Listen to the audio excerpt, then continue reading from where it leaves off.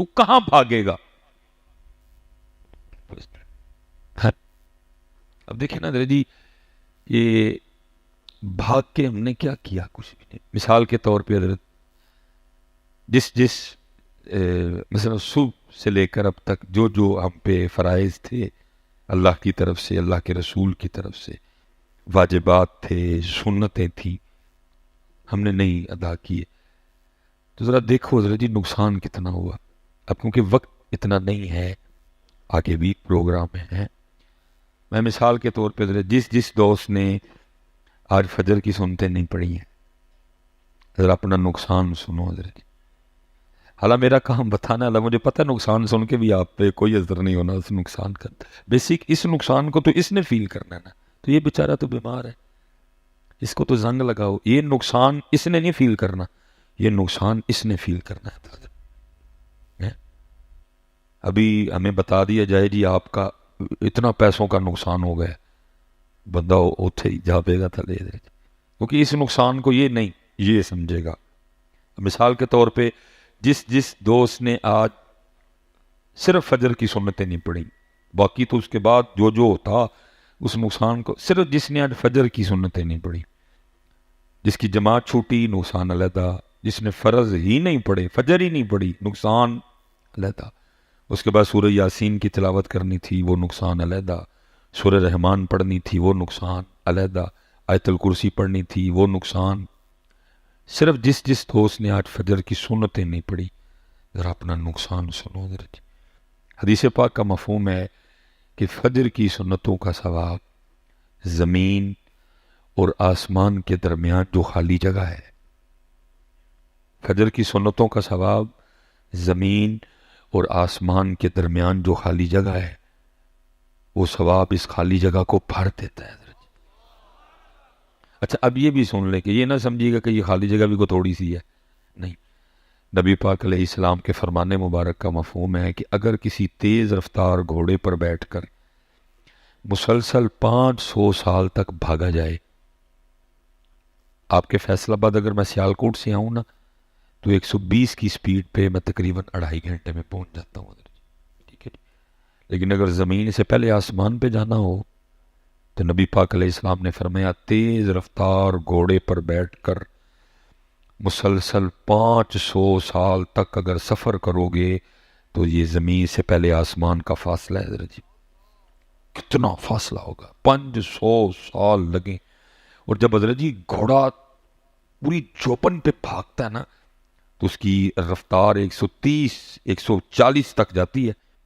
تو اگر آپ اس کو ادھر لائیں تو اس طرح کہ مسلسل اگر 140 کی سپیڈ پہ بیٹھ کر ٹوٹا کرولا پہ 500 سال تک گاڑی چلائی جائے تو یہ زمین سے پہلے آسمان کا فاصلہ ہے.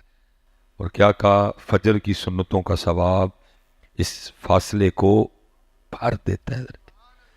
اور جس بھائی نے فجر کی سنتیں نہیں پڑھی اتنا نقصان ہوا ہے. لیکن ہے کوئی توجہ کسی کی؟ ساری توجہ دنیا داری کی طرف ہے. وہ نقصان لگتا ہے، یہ نقصان ہے نہیں لگتا. اللہ اصل نقصان تو یہ نقصان ہے، لیکن توجہ ہی نہیں. جماعت جس کی چھوٹی وہ نقصان وکھرا، جس نے فجر نہیں پڑھی وہ نقصان وکھرا. اب اس کے بعد حضرت ایک اور کام تھا. چلو 33 بار پڑھنا تھا سبحان اللہ، 33 بار پڑھنا تھا الحمدللہ، 34 بار پڑھنا تھا اللہ اکبر. اب 33 اور 34 کا تو نہیں بتا سکوں گا، یہ صرف ایک بار نہ پڑھنے کا نقصان سنو ذرا. مدینہ پاک، نبی پاک علیہ السلام جلوہ گر، صحابہ علیہم الرضوان حاضر خدمت. اور کسی نے کمال نقشہ کھینچا جی، ان جگمگ تاروں میں مہتاب کا عالم کیا ہوگا. صحابہ حاضر خدمت ہے جی. نبی پاک علیہ السلام نے جبل احد کی طرف توجہ دلا کے صحابہ سے پوچھا، اے میرے صحابہ، کیا تم میں سے کوئی اس طرح کا نہیں جو روزانہ جبل احد کے برابر عمل کر لیا کرے؟ اتنا بڑا پہاڑ ہے. صحابہ نے اس کی محبوب بہت بڑا پہاڑ ہے، کون اس کی طاقت رکھتا ہے؟ درہ رامن جوش میں تھا. فرمایا میرے صحابہ تم میں سے ہر کوئی اس کی طاقت رکھتا ہے. عرض کی محبوب وہ کیسے؟ فرمایا صرف ایک بار سبحان اللہ کہنے کا ثواب جبل احد سے زیادہ ہے. اور ہم نے فجر کے بعد کتنی بار کہنا تھا جی؟ 33 بار. ایک بار کہنے کا ثواب جبل احد سے زیادہ ہے. اور ہم نے فجر کے بعد کتنی بار کہنا تھا؟ 33 چھوڑ کے ہم نے ایک بار بھی نہیں کہا. کتنا نقصان ہوا. فرمایا ایک بار الحمدللہ کہنے کا ثواب جبل احد سے زیادہ ہے. اور ہم نے فجر کے بعد کتنی بار کہنا تھا؟ 33 بار. ہم نے ایک بار بھی نہیں کہا. ہوا نا نقصان. فرمایا ایک بار لا الہ الا اللہ کہنے کا ثواب جبل احد سے زیادہ ہے. اور اہل سنت کا مزاج کیا ہے؟ فرضوں کے بعد 3 بار ہم نے کہنا تھا. ہو گیا نا نقصان. فرمایا ایک بار لا الہ الا اللہ کہنے کا ثواب جبل احد سے زیادہ ہے. اور ہم نے فجر کے بعد کتنی بار پڑھنا تھا؟ 34 بار. حضرت کتنا نقصان حضرت. لیکن ابھی یہ نقصان ہمیں نقصان نہیں لگ رہا. یہ باتیں جا کے پتہ چلیں گی قبر میں حضرت. یہ تب پتہ چلے گا کہ میں کیا کرتا رہا حضرت, میں نے کیوں نہیں کیا حضرت. کتھے یار, کتھے بیلی, کتھے فلانا, کتھے.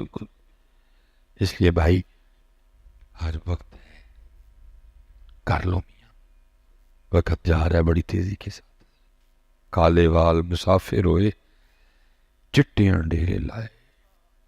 کالے وال مسافر ہوئے چٹیاں ڈیرے لائے. ویکھ محمد بخشا موت سنے آئے. سنے حضرت جی آنڈے دیکھو نا, مالک دا سنے آتا پہ بار بار. ہر سفید بال یہ پیغام لے کے آ رہا ہے, اوے بندے آباز آ جا, اوے بندے آباز آ جا. ہر سفید بال پیغام لے کے آ رہا ہے, اوے بندے آباز آ جا, اوے بندے مڑ جا. یہ جی سب سے پہلے سفید بال حضرت ابراہیم علیہ السلام کو آئے. آپ سے پہلے کسی کے بال سفید نہیں ہوتے تھے. جنت میں بھی کسی کے بال سفید نہیں ہوں گے. میں کہتا ہوں اگر حضرت ابراہیم علیہ السلام سے پہلے اللہ قادر تھا کہ بال کالے ہی رہیں, جنت میں بھی کسی کے سفید نہیں ہوں گے, تو کیا اللہ اب قادر نہیں ہے کہ ہمارے نہ سفید ہوں, کالے ہی رہیں, مرنے تک کالے قادر ہے وہ.